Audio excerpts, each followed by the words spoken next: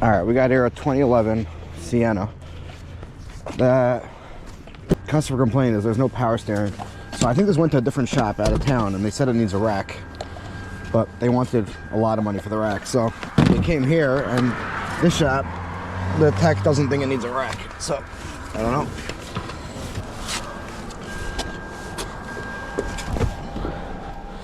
All right, let's see. All right, well, there's definitely no power steering. Let's do a scan. There's some aftermarket things. I saw something under the hood that was under the dash that was aftermarket, and there's also this big screen here that's aftermarket.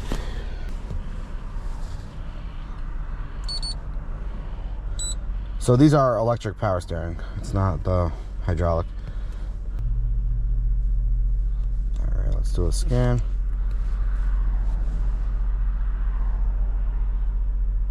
So we got two codes in the power steering.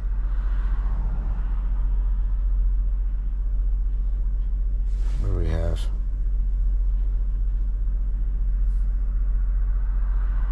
Motor terminal voltage. So that's probably a blown main fuse. No, don't these have the...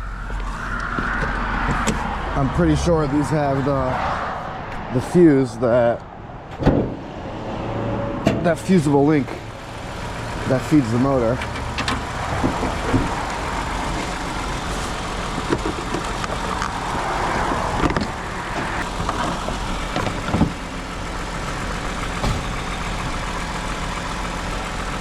No, that looks fine.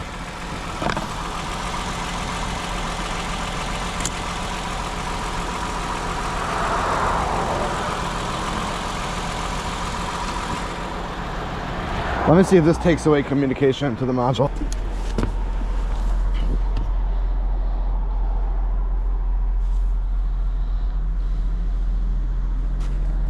It's gonna try to go in. It might not. Oh, it still lets me in. So read data stream. I just want to see if it gives me a voltage.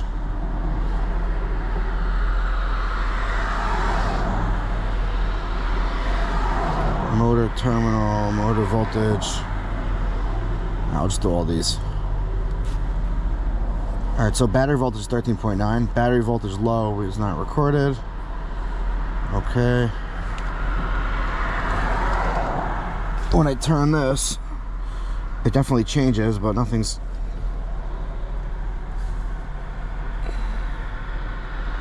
Let me put the fuse in and see what comes back.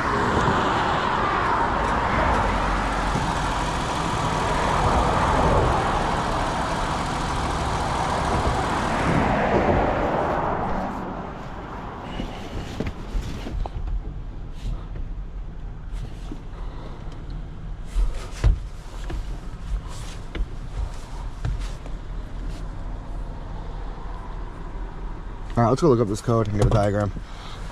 Okay, let's see. Trouble codes C1524.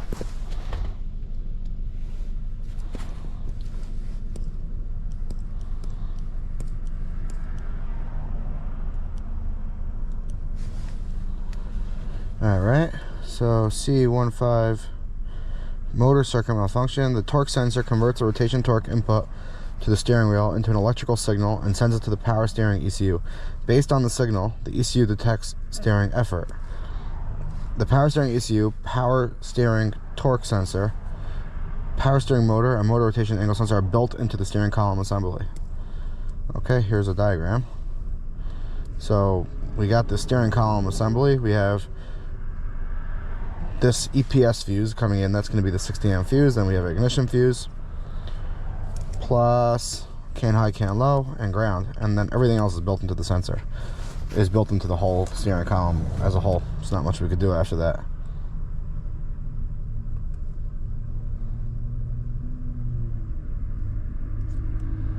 All right, so let's just check this module. Let me just get another diagram that's a little clearer, just in case it's something else.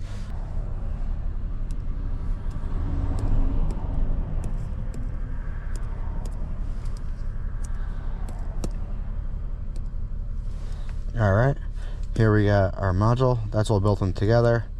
Over here we have 5 wires. We have a hot and all time power. Then we have an ignition power, and that comes from ECU ignition 2 fuse.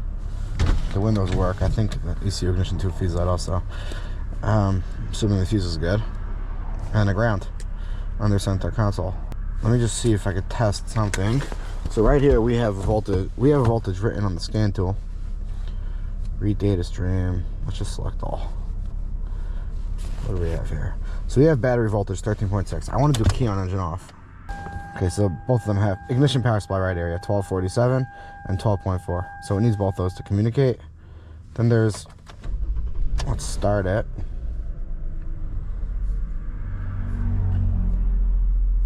Motor voltage is at 5 volts.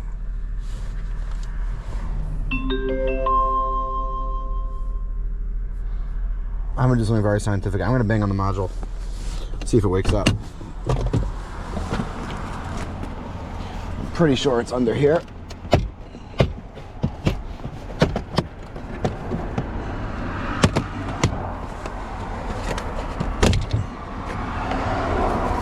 Oh, we got a lot of stuff down here.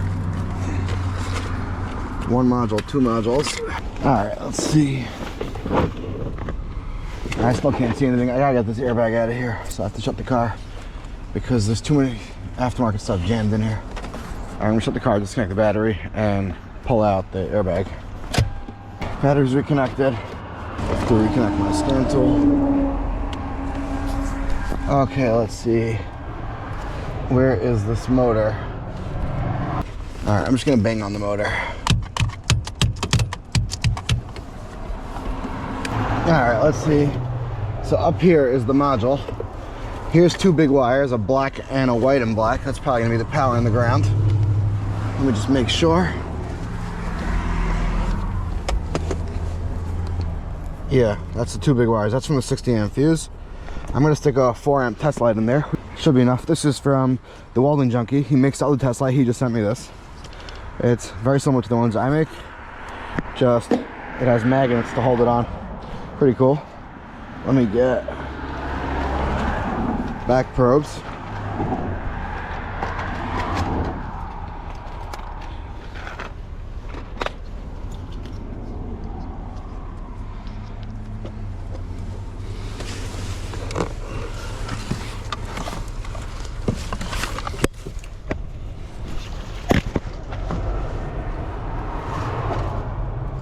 That's 1.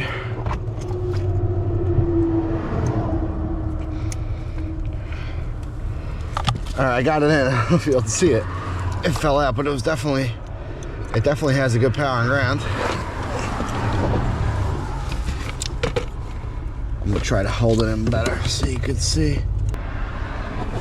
All right, there we go. We have a good power and ground. Now ignition voltage, it shows in the module that it's good, so we got nothing else here besides it gotta be a bad module. I'm just banging on the module now. Let's see if anything changed. No, this module's dead. Let's reconnect the scan tool. Load it in again.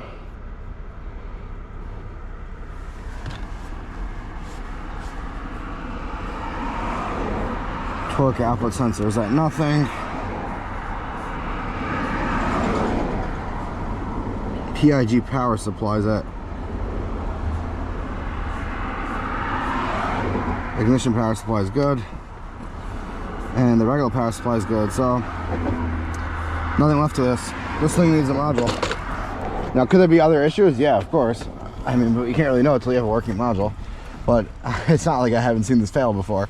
Every shop I know just pops this piece out right here, the whole thing, and just buys the whole unit as an assembly from the junkyard and just pops it back in.